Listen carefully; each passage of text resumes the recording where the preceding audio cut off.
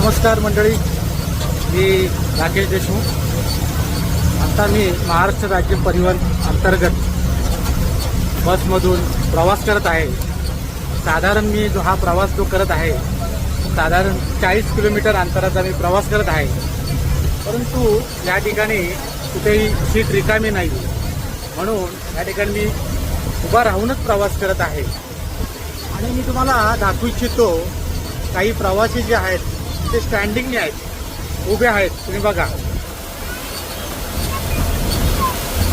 अशा पद्धतीने हे प्रवासी उभे राहून प्रवास करत आहेत. बघा, या भगिनी आहेत, आमच्या ताई आहेत, त्याही उभ्या राहिलेल्या आहेत.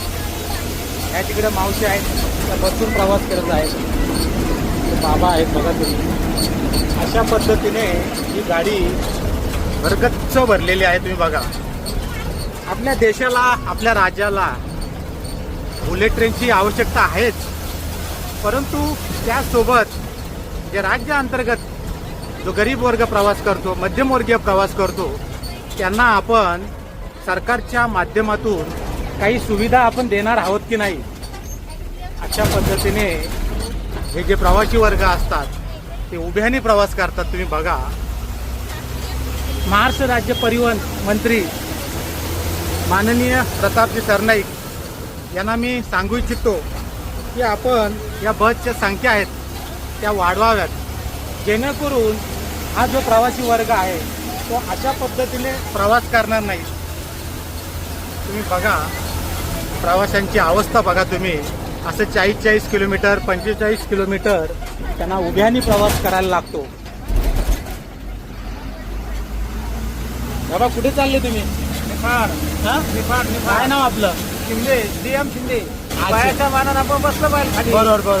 हातपाय मोडून यांचं काय यांच्या राज्य मंत्रिमंडळामुळे. बरोबर. तुम्ही काय सांगाल, सरकारला काय सांगाल? सरकारला काय सांगणार? आता हे बा, सीझननुसार लोक वाढतात, काय वेळेस रिकाम्या बस जातात. लोकांची गर्दी लग्न कार्याच्या सुट्ट्यामुळे गर्दी वाढते, त्यामुळे फ्लक्च्युएशन असतं. त्यामुळं सरकारनं जरी किती गाड्या वाढवल्या, काय रिकाम्या जातात, त्यावेळेस अशा सोडून चालणे. पण बरीचशी नुकसान त्यांनी गाड्या बदलवल्या पाहिजे.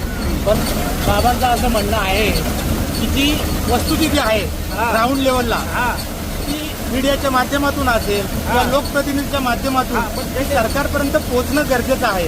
किंवा आज त्या ठिकाणी आज निफाडला गाडी झाली, संभाजीनगर गाडी झाली, चांदोड किती वाजता लोक आहे, त्यांनी सर्वे करून ते मॅनेजरने सोय केली पाहिजे. अशा या प्रवासी वर्गांच्या समस्या आहेत, जेणेकरून याची दखल राज्य परिवहन महामंडळ दखल घेतील. आपण आशा करूयात